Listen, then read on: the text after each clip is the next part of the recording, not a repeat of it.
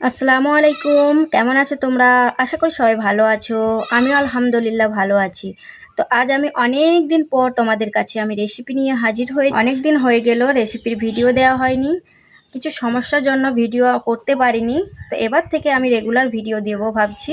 আশা করছি ভিডিওগুলো তোমরা সবাই দেখবে এবং বাড়িতে ট্রাই করবে এবং বেশি বেশি শেয়ার করতে হবে কিন্তু। তো চলো এবার দেখে নিই আমি অনেক দিন পর কী রেসিপি নিয়ে হাজির হয়েছি।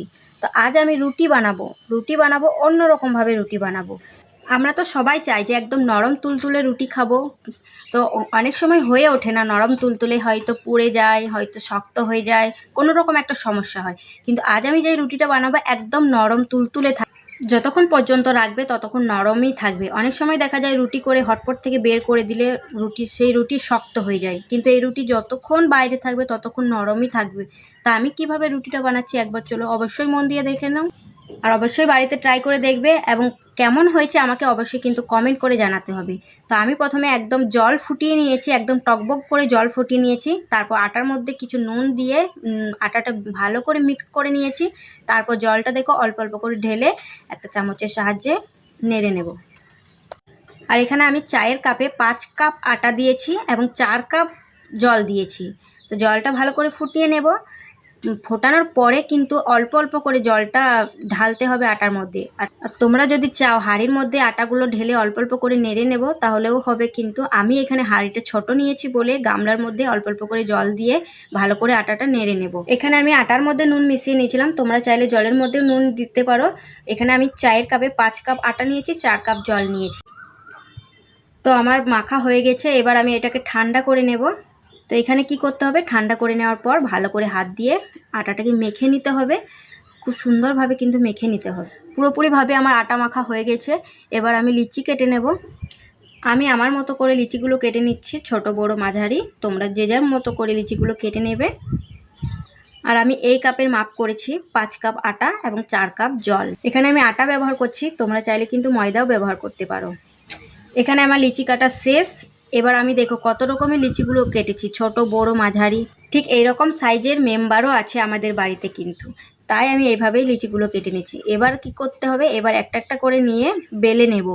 এখানে সাধারণ রুটির মতো কিন্তু বেলা যাবে না, এটা হালকা হালকা করে বেলতে হবে যাতে করে ফেটে না যায়। একটু জোর দিলে কিন্তু ফেটে যাবে, একদম আলগা মতো করে বেলতে। তো এখানে দেখো আমি আলগা আলগা করে বেলে নেব যাতে করে ফেটে না যায়, আর ফেটে গেলেই তো একটাও রুটি ফুলবে না, ভালো হবে না।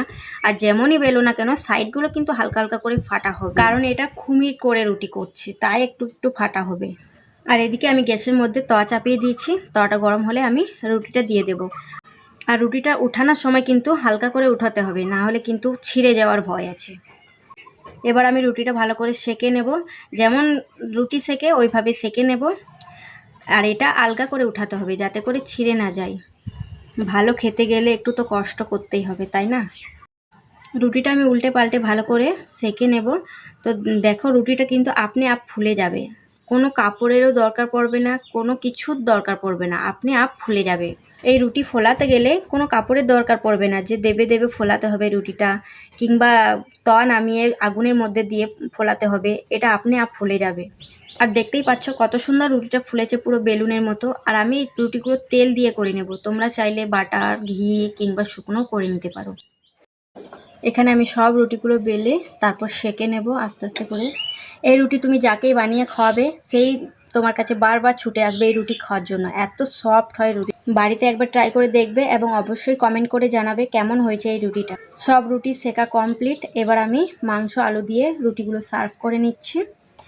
আর রুটিটা দেখো কতটা নরম হয়েছে, একবার দেখেই নাও রুটিটা কতটা নরম হয়েছে।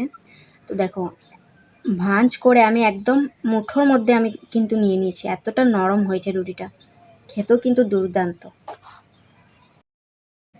তো আমি একটু ট্রাই করে দেখে নিই কেমন হয়েছে খেতে। রুটিটা ছিঁড়ে মাংস দিয়ে খেয়ে নেব এবার। তো একবার খেয়ে মন ভরলো না, আরেকবার খেয়ে দেখি আমি। এতটা স্বাদ হয়েছে, এতটা নরম হয়েছে, কি বলবো গাইস। অবশ্যই কিন্তু তোমরা একবার ট্রাই করে দেখবে এবং আমাকে কমেন্ট করতে কিন্তু ভুলবে না। এই রেসিপির ভিডিওটা ভালো লাগলে অবশ্যই একটা লাইক কমেন্ট শেয়ার করে দেবে। আবার কোনো নতুন ভিডিওর সাথে দেখা হচ্ছে, ততক্ষণ ভালো থাকো, সুস্থ থাকো, আল্লাহ হাফিজ।